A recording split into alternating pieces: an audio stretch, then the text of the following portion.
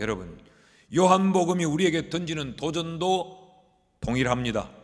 요한복음은 1세기의 그리스도인들의 이 신앙 때문에, 그들이 신앙 때문에 환난을 겪고 핍박을 당하면서 여러 가지 고통 속에서 그들의 신앙의 갈등을 느끼고 있을 때 그들을 격려하고 그들을 위로하고, 그래서 흔들림이 없이 신앙으로 승리하는 삶을 살도록 그들에게 주어진 것이 바로 요한복음입니다.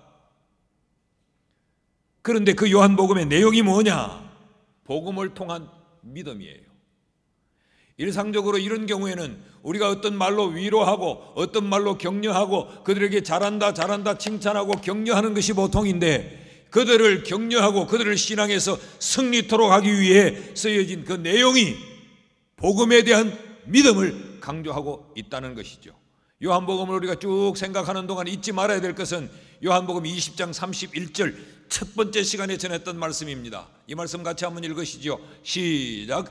오직 이것을 기록함은 너희로 예수께서 하나님의 아들 그리스도이심을 믿게 하려 함이요 또 너희로 믿고 그 이름을 힘입어 생명을 얻게 하려 함이라. 요한복음의 그 많은 내용을 기록한 기록의 목적, 그 기록 이유가 뭐냐? 그것은 너희로 믿게 하려 함이라 그랬어요. 너희로 믿어서 그 이름을 힘입어서 너희로 하여금 이 환난과 역경 가운데서 생명력 있는 성도로 살도록 하기 위함이라 그랬어요. 그래서 요한복음이 시작되는 1장부터 뭘 이야기하느냐? 예수를 말해요. 예수가 누군지를 말하고 그 예수를 믿는 믿음에 대해서 요한은 지금 기록하고 있는 것이죠. 다시 말하면 세상을 이기는 능력, 그리스도인이 승리하는 삶의 비결이 뭐냐? 그건 바로 복음이라는 이야기입니다. 복음에 대한 믿음, 그것이 바로 해답이요 능력이라고 지금 성경이 말하고 있는 것입니다. 여러분, 성경이 말하는 복음이 뭐예요? 복음은 예수 그리스도입니다. 굿 뉴스가 뭐냐? 그게 바로 예수 그리스도라는 거죠. 믿음은 뭐냐? 예수 그리스도, 그를 믿는 것, 그것이 믿음이라 그랬습니다. 그러면서 요한은 이 참된 믿음의 신뢰를 우리에게 들어 설명해 주었죠. 저 지난주일 설교입니다. 어떤 것이 참된 믿음이냐? 그 믿음은 예수를 보는 것, 예수를 듣는 것, 예수를 전하는 것, 보고 듣고 정언하는 삶을 사는 것, 이것이 바로 참된 믿음이요 이것이 성경이 우리에게 가르치는 믿음이다라고 설명을 합니다. 그래서 요한복음에서 말하는 믿음은 명사형의 믿음이 아니죠. 이론적으로 논리적으로 규정하는 믿음, 이 피스티스가 아니고 이건 행동하는 믿음, 활동하는 믿음, 실제적인 믿음, 피스티오, 동사형 믿음을 사용하고 있다는 것이죠. 이런 동사형의 믿음이 그리스도인으로 하여금 세상을 이기게 하고 세상을 승리케 한다라고 지금 가르치고 있는 것입니다. 그러면서 오늘 본문에 또 하나의 우리는 질문을 만나게 됩니다. 예수님께서 지금까지는 성경을 통하여 간접적인 질문을 던졌지만 예수님이 제자들을 향하여 입을 열어 직접적인 최초의 질문을 던지는 내용이 38절에 나와 있습니다. 예수께서 돌이켜 그 따르는 것을 보시고 주님을 따르는 제자들을 향하여 몸을 돌이켜서 물어 이르시되 무엇을 구하느냐? 이르되 랍비여 어디 계시오니까 하니 랍비는 번역하면 선생이라. 주님이 그들에게 무엇을 구하느냐? 이 질문을 던진, 이 질문을 받은 그들이 누구냐? 그들이 바로 제자들이에요. 주님을 따라 나선 자들이에요. 그들을 향해서 주님은 몸을 돌이키사, 여기 돌이키다라고 하는 말은 스트레포라고 하는 말인데 굉장히 강력한 액션을 표현하는 단어예요. 그러니까 주님이 그냥 몸을 그들을 향해서 이렇게 돌이켰다라는 이야기가 아니고 어떤 목적을 가지고 아주 강하게 그들을 향하여 몸을 돌이키면서 무엇을 구하느냐? 강하게 그들을 향하여 질문을 던졌다라는 이야기입니다. 왜 주님은 이런 질문을 주님을 따라 나선 그 제자들에게 질문하셨을까? 당시 이 제자들이 예수님을 따라 나설 때 그들의 관심, 그들이 예수님을 따르면서 그들이 지향하는 것이 하나 있었어요. 그들의 관심이 뭐였느냐? 그들은 입신양명이 그들의 관심이었습니다. 이들은 야심가들이었습니다. 좀 특이한 이 광야의 선지자 요한이라는 사람이 그들에게 예수를 증거했어요. 그런데 이 예수를 향하여 사람들이 몰려들기 시작합니다. 도대체 저 예수가 누구냐? 그래서 관심을 가지고 사람들이 모여들 때 이 제자들은 예수를 따르면 우리가 예수로 인하여서 그들이 세상에서 분명히 남다른 인생을 살게 될 것이라는 기대를 가졌던 것이죠. 그래서 이들이 주님을 향하여 이렇게 질문합니다. 사도행전 1장 6절 말씀에 그들이 모였을 때에 예수께 여쭈어 이르되 주께서 이스라엘 나라를 회복하심이 이때니까. 지금 이스라엘은 로마의 압제하에 지배를 받고 있습니다. 식민국가입니다. 그런데 예수께서 그들에게 특별한 존재로 특이한 인물로 주목받고 있어요. 그러니까 이들이 예수가 이 나라를 혁명을 일으키고 로마의 압제에서 저희들을 자유케 해줄 것이라 이렇게 믿었던 것이죠. 정치적인 지도자로 믿었던 것입니다. 혁명군 대장으로 믿었던 겁니다. 그렇게 주님을 따르다가 주님이 세상을 떠나셨어요. 십자가를 지시고 돌아가셨어요. 그런데 이들이 실망했습니다. 그런데 주님이 부활하셨습니다. 다시 그들에게 나타나셨어요. 그러니까 야, 진짜 우리가 예수를 잘 선택했네. 이제야말로 예수는 이 나라를 뒤집어 엎겠구나. 그래서 그들의 관심은 정치적이고 세상적인데 집중해 있었어요. 이것을 좀 더 노골적으로 마태복음, 마가복음 10장 37절은 이렇게 기록을 해두고 있습니다. 여짜오되 주의 영광 중에서 우리를 하나는 주의 우편에 하나는 좌편에 앉게 하여 주옵소서. 우리가 보니 당신은 아주 특별하고 대단한 존재임에 틀림이 없습니다. 병든 자를 고치고 온갖 능력을 행하는 것을 볼 때 당신은 분명히 대단한 존재입니다. 원함이 있습니다. 당신이 이 나라의 대장이 될 때 우리를 하나는 우편에 하나는 좌편에 우리를 앉혀주십시오. 이게 제자들의 관심이었어요. 자신들의 이러한 이 관심이 자신들의 청탁으로만 통과되지 않을 것 같아서 이 어머니까지 동원하며 치맛바람을 일으킵니다. 마태복음 20장 20절에서 21절을 똑같은 상황을 기록하면서 그때에 세베대의 아들 어머니가 그 아들들을 데리고 예수께 와서 절하며 무엇을 구하니 예수께서 이르시되 무엇을 원하느냐 이르시되 나의 이 두 아들을 주의 나라에서 하나는 주의 우편에 하나는 주의 좌편에 앉게 하소서. 여기서 말하는 주의 나라는 하늘 천국을 말하는 것이 아니에요. 이 땅에서 당신이 이스라엘을 회복하여 당신이 임금이 될 때 그 나라에 하나는 우의정 하나는 좌의정, 요즘 말로 할까요? 하나는 법무부 장관 하나는 행정안전부 장관 시켜서 실세가 되게 해 주십시오. 우리도 한번 권력을 휘두르고 우리 마음대로 이 나라를 한번 주무를 수 있도록 우리 아들들을 그렇게 세워주십시오. 이게 당시 예수를 따르던 제자들의 관심이었습니다. 동기였고 목적이었습니다. 주님이 모르실 리가 없죠. 그런 그들을 향해서 주님이 질문하십니다. 아주 특별한 목적과 강한 어조로 그들을 향해 몸을 돌이키시고 무엇을 구하니? 이런 이야기입니다. 너희 왜 나를 따라오니? 너희들 관심이 뭐야? 너희들의 목적은 뭐니? 나를 믿는 이유가 뭐야? 라는 의미의 질문입니다. 주님은 이 질문으로 그들이 예수를 따르는 동기, 목적, 그리고 예수를 따라오는 그들의 이 방향을 바로잡기 위해 질문을 던지는 것이죠. 그때 제자들의 대답이 어떻습니까? 38절을 다시 띄워주시면 예수께서 돌이켜 그 따르는 것을 보시고 물어 이르시되 무엇을 구하느냐 하시니 제자들이 이르되 랍비여 어디 계시오니까. 랍비는 번역하면 선생이더라. 그러니까 지금 이들은 관심은 어디에 있느냐 하면 주님 어디 계세요? 이런 이야기입니다. 이 말은 단순히 주님이 있는 곳을 알고자 하는 질문이 아니고 이분은 어떤 곳에 계실까라는 것입니다. 강남에 계세요? 강북에 계세요? 이런 의미입니다. 수성구에 계십니까? 동구에 계십니까? 어떤 브랜드네임을 가진 아파트에 살고 계십니까? 그런 의미예요. 그때 예수님께서 대답하시기를 39절에 예수께서 이르시되 Come and see, 와 보라. 그러므로 그들이 가서 계신 데를 보고 그날 함께 거하니 때가 10시쯤 되었더라. 주님이 그들의 질문의 의미를 잘 아셨어요. 그러니까 와서 봐, 데리고 갔습니다. 그것이 어떤 것입니까? 마태복음 8장 20절 말씀을 보면 예수께서 이르시되 여우도 굴이 있고 공중의 새도 거처가 있으되 인자는 머리 둘 곳이 없다 하시더라. 제자들의 기대를 산산이 부숴버리는 대답입니다.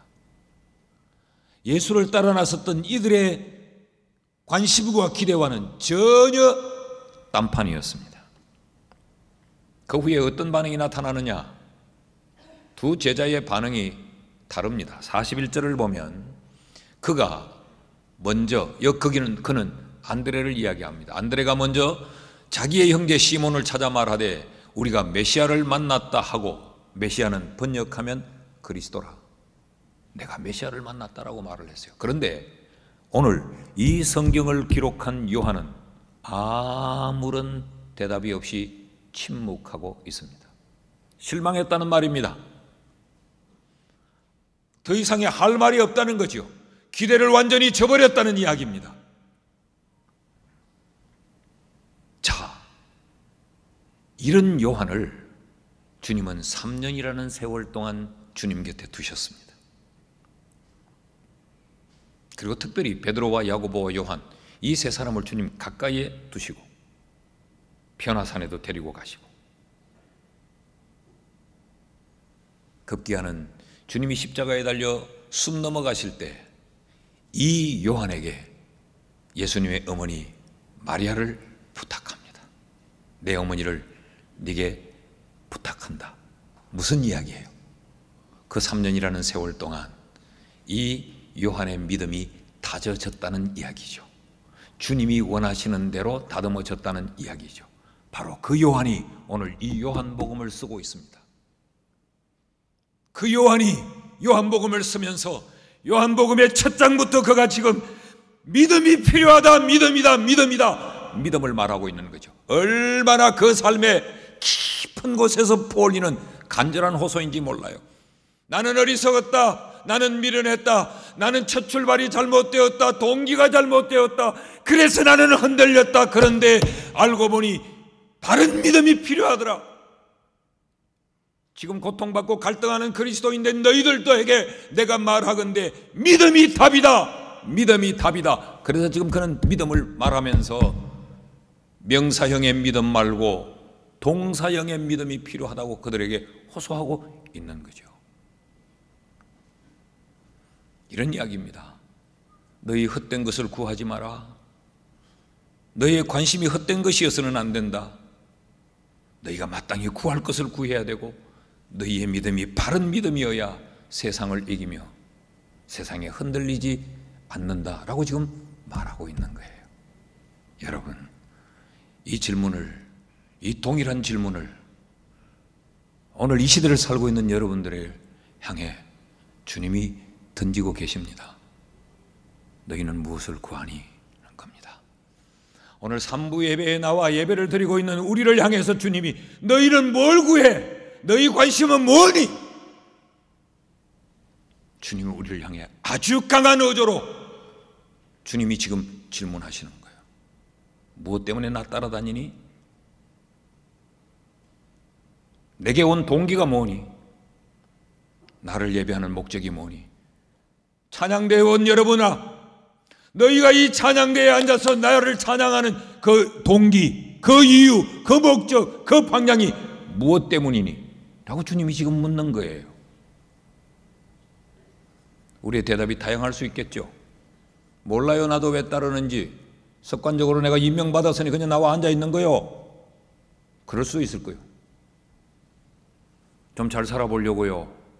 내 힘으로 살아보니 이것도 안 되고 저것도 안 돼서 예수 믿으면 팔자 고친다고 해서 왔거든요.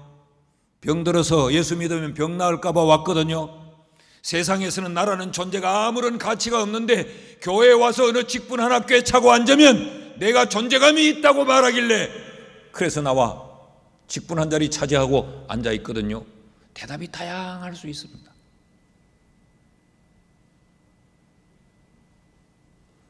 여러분, 우리가 무엇을 구해야 주님이 원하는 성도일 수 있을까요? 우리가 무엇을 구해야 세상에 휘둘리지 않는, 세상을 이기는 그리스도인이 될 수 있을까요? 요한은 그 첫째로 우리에게 너희가 예수를 구해야 되는데 구세주 예수를 구해야 된다고 가르칩니다. 요한이 세례 요한의 그 외침을 통해서 지금 가르치고 있는 것이 뭐냐면 예수가 누군가를 가르치고 있어요. 29절 말씀을 보십시오. 이튿날 요한이 예수께서 자기에게 나오심을 보고 이르되 보라, 세상 죄를 지고 가는 하나님의 어린 양이로다. 이들에게 지금 예수를 어떤 예수로 소개하고 있느냐? 세상의 죄를 지고 가는 하나님의 어린 양. 예수가 대속의 제물이라는 거지요. 예수가 누구냐? 예수는 죄 문제를 해결하기 위해 오셨다는 거지요. 예수가 누구냐?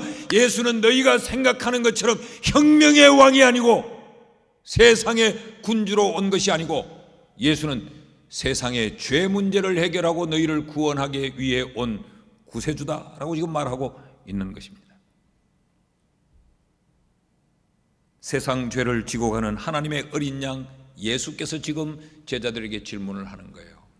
나는 세상 죄를 지고 가는 하나님의 어린 양인데 너희는 내게 무엇을 구하느냐라는 질문입니다. 나는 너희의 죄 문제를 해결하기 위해 왔는데, 나는 십자가의 대속의 제물이 되기 위해 왔는데, 너희들의 죄를 용서하고 영원한 생명을 주기 위해 왔는데, 너희를 하늘나라 백성 만들기 위해 왔는데 너희는 내게 뭘 구하느냐라는 이야기. 구할 것을 구하느냐 아니면 엉뚱한 것을 구하느냐, 나를 향한 너희의 관심은 뭐냐? 라고 지금 주님이 묻고 있는 것입니다. 제자들의 대답이 무엇입니까? 다시 한번 보실까요? 38절 말씀을 다시 한번 띄워주시면 예수께서 돌이켜 그 따르는 것을 보시고 물어 이르시되 너희가 내게 무엇을 구하느냐? 제자들이 이르되 랍비여 어디 계시오니까. 이들은 지금 예수를 랍비, 라바이라고 부르고 있습니다. 랍비라는 말은 선생이라는 의미예요. 예수는 세상 죄를 지고 가는 하나님의 어린 양으로 오셨는데 이들은 예수를 그들의 인생의 선생으로 보고 믿고 따르고 있는 거죠. 인생 살아가는데 어떤 가르침을 얻는 선생으로, 우리보다 앞서 인생의 선각자 정도로만 생각하는 것이지 예수를 구세주로 생각하고 있지 않습니다. 여러분, 예수는 선생이 아닌 어린 양이요, 하나님의 속죄의 제물이요, 예수는 구세주로 오셨습니다. 단순히 인생의 어떤 한 선생으로, 스승으로 모신다면 기왕이면 십자가에 안 죽은 선생이 낫지, 십자가에 죽은 선생이 뭘 나을 리가 뭐가 있어요? 혹시 우리 가운데도 예수를 그저 예수 믿으면 마음이 좀 편안해진다, 그 예수님 말씀한 것 들어보면 그 다 일리가 있고 괜찮고 멋있잖아, 꺼져가는 심지를 끄지 아니하시고 뭐 이런 거 멋있잖아, 수고하고 짐진 자들아 대 내게로 오라, 이런 거 참 말이 산박하잖아. 항상 기뻐하라, 범사에 감사하라, 이거 들으면 괜찮잖아 말이.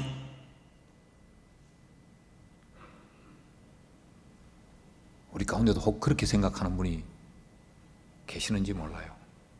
예수가 구세주다라는 믿음이 있으십니까? 그러면서 이들이 질문하는 것이 뭡니까? 선생이여 어디 계십니까? 라고 물어요. 지금 이들의 관심은 여전히 세상적인 것에 있습니다. 예수는 하늘 생명을 주러 왔는데, 그래서 그들을 이 땅의 사람이 아닌 하늘 시민으로 천국 사람 만들기 위해 왔는데 이들은 어디에 거주하고 있는가가 이들의 관심인 거죠. 여러분, 우리의 관심이 혹 이 제자들과 같지는 않습니까? 우리의 믿음이 이 제자들의 믿음처럼 이렇지는 않나요? 바울이 그렇게 위대한 사도로서의 삶을 살 수 있었던 것은 그가 예수를 선생이 아닌 구세주로 믿었기 때문에 그래요. 로마서 14장 8절 말씀을 보십시오. 우리가 살아도 주를 위하여 살고 죽어도 주를 위하여 죽느니 그러므로 사나 죽으나 우리가 주의 것이로다. 이 무슨 이야기입니까? 이 땅에서의 최대의 관심사는 죽고 사는 겁니다. 우리의 가장 큰 불안도 죽고 사는 겁니다. 그런데 바울은 이걸 초월해 버렸어요. 죽어도 좋고 살아도 좋고, 살아도 주를 위하여 살고 죽어도 주를 위하여 살고, 이 땅에서의 모든 이들이 그렇게 관심으로 금어지고 있는 죽고 사는 것이 내게는 그렇게 중요하지 않다. 돌았습니까? 아니요. 그는 예수를 구세주로 믿었기 때문에 자신이 영원한 생명을 얻은 자인 줄 확신했기 때문에 그렇습니다. 그는 이 땅에서 발을 딛고 살지만 땅의 사람이 아니라 하늘의 사람인 것을 그는 확신했기 때문에 죽음도 삶도 내게는 별로 중요한 것이 아니라는 거예요. 구세주 예수 때문에 그래요. 바울만 그랬을까요? 1세기의 그리스도인들이 그랬습니다. 사도행전 8장 2절에 보면 경건한 사람들이 스데반을 장사하고 위하여 크게 울더라. 무슨 이야기인가 하면 스데반이 신앙 때문에, 예수 믿는 것 때문에 돌을 맞아 순교합니다. 죽습니다. 여러분, 이 광경을 바라본 그들이 얼마나 충격이었겠어요. 야, 저렇게 열심히 믿는 신앙의 끝이 돌에 맞아 죽는 거야? 이들의 믿음이 흔들릴 수도 있지 않았겠어요? 이런 예수라면 난 안 믿어. 돌아설 수도 있지 않겠어요? 그런데 8장 2절에서 스데반의 시신을 장사하고 이어지는 4절 말씀에 보면 그 흩어진 사람들이, 이 흩어졌다는 말은 그 핍박 때문에 이들이 쫓겨났다는 겁니다. 흩어진 사람들이 두루 다니며 복음의 말씀을 전할세. 포기할 수 없는 말씀. 복음 때문에 동료가 죽어나갔는데, 복음 때문에 자신들에게도 그 죽음이 찾아오고 있는데 그들은 죽음을 두려워하지 않고 도망다니면서까지 복음을 전한다. 왜 그랬을까요? 그들은 예수를 단순히 이 땅의 선생으로 믿지 않고 구세주로 믿었기 때문에 그렇습니다.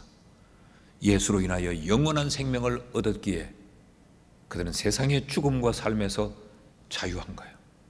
죽음이 두렵지 않았던 것입니다. 그래서 1세기의 그 환난받는 그리스도인들을 향해서 요한이 지금 너희가 구세주 예수를 구해야 된다. 너희가 뭘 구하는지를 점검하고 살펴봐라 라고 호소하고 있는 거죠.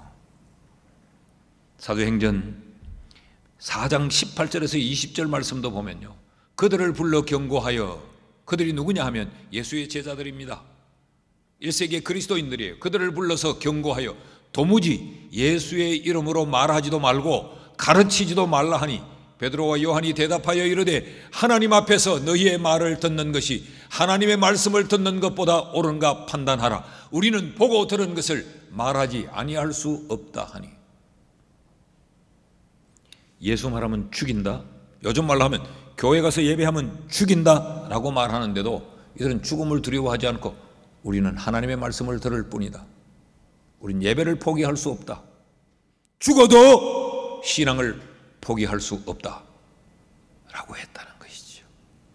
무엇이 이들을 이렇게 강하고 담대하게 했을까요?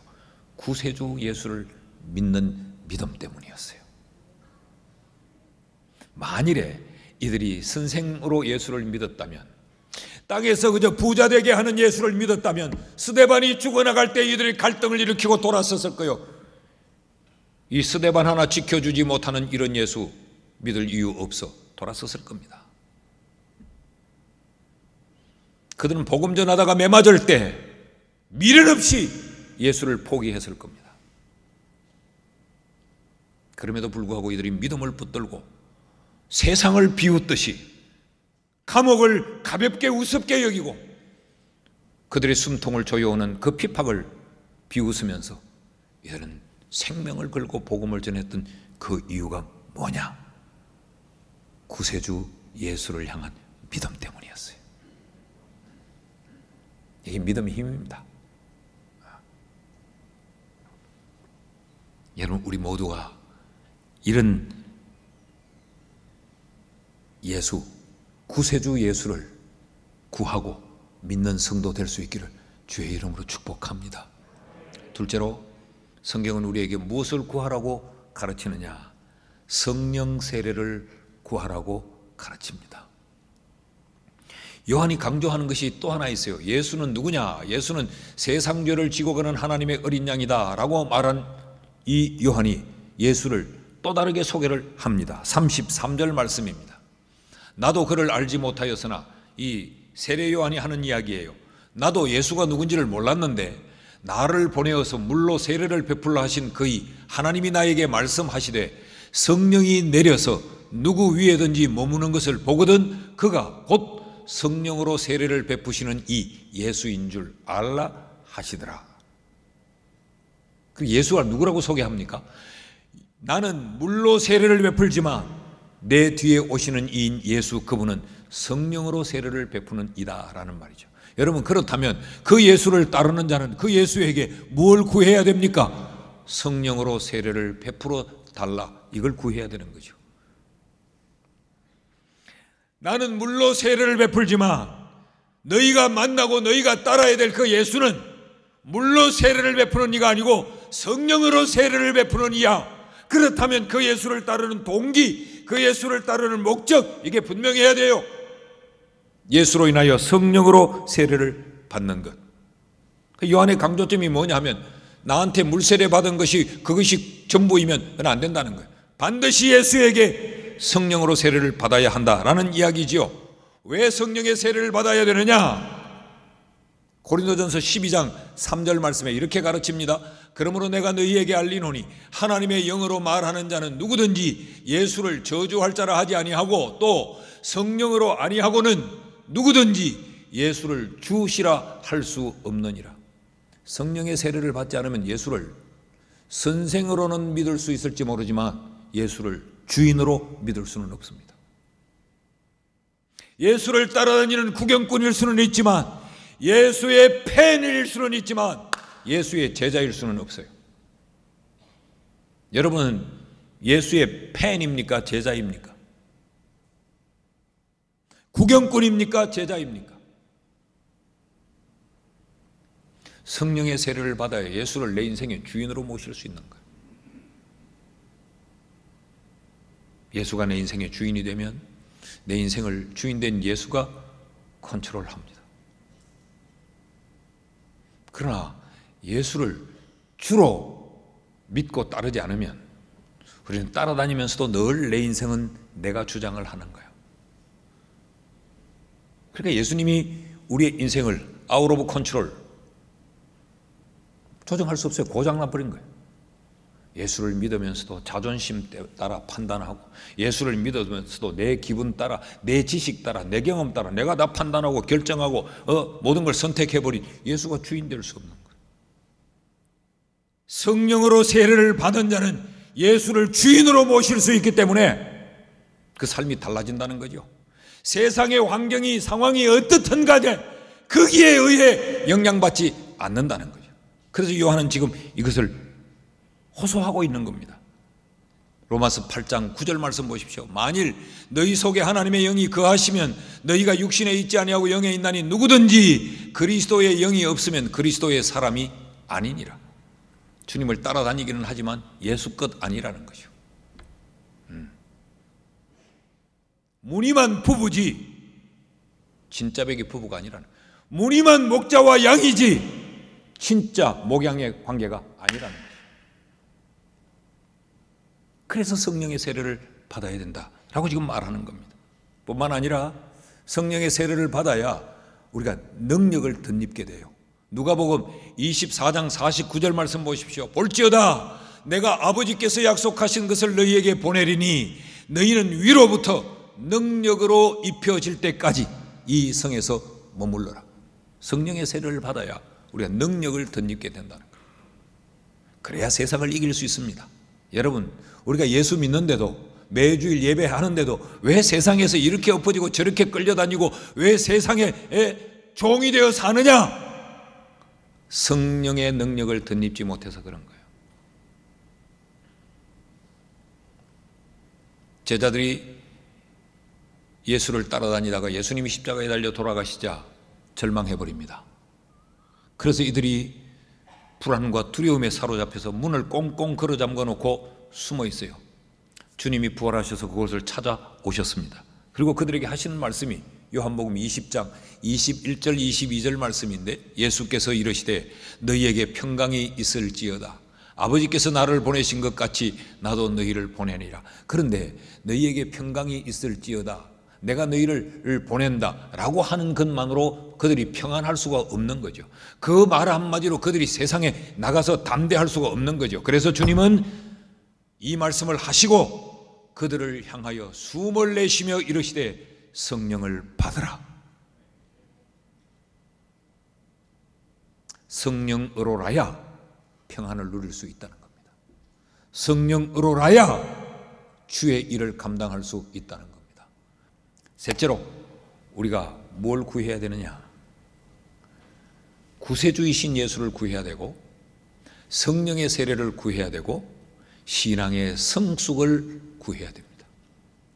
우리의 관심이 내 신앙의 성숙함에 있어야 돼요.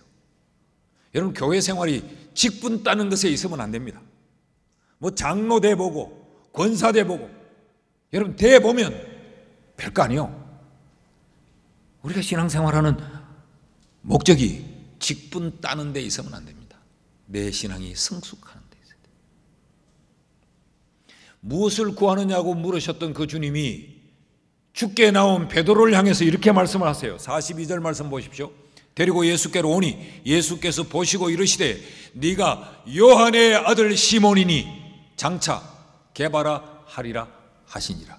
게바는 번역하면 베드로라. 그래, 갈로에 있는 것까지 읽어야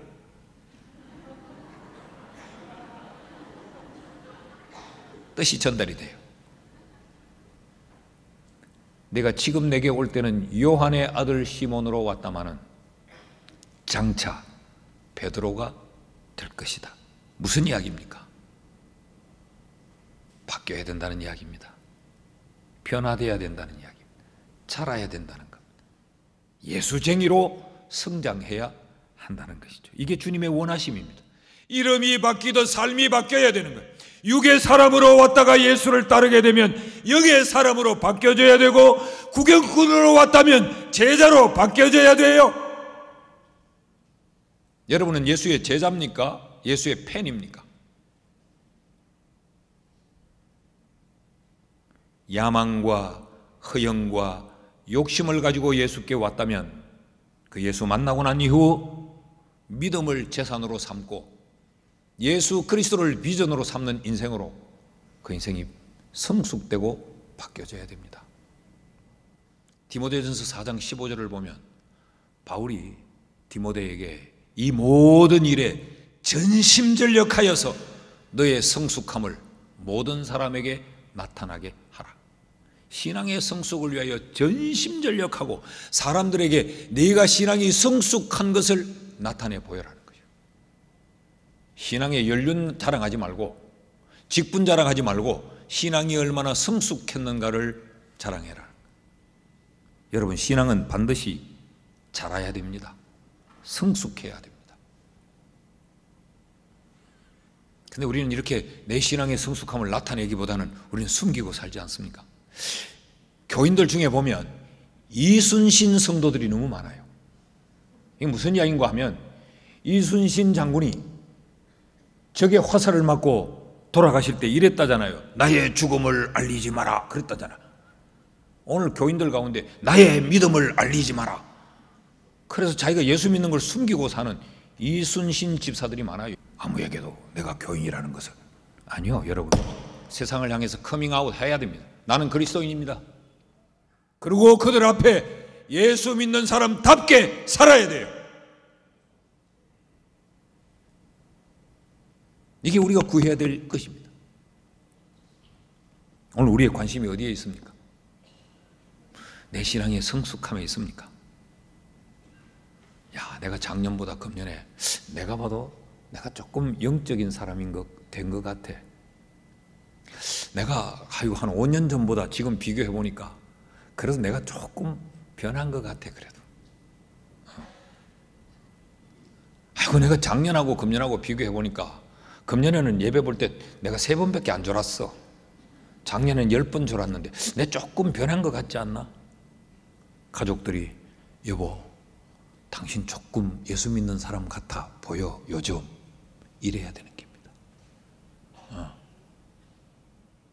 껍데기는 매끈한데 전혀 예수 믿는 냄새가 나지 않으면 잘못 믿고 있는 것입니다. 말씀을 맺습니다. 여러분, 우리의 관심이 신앙의 성숙함에 있기를 주의 이름으로 축복합니다.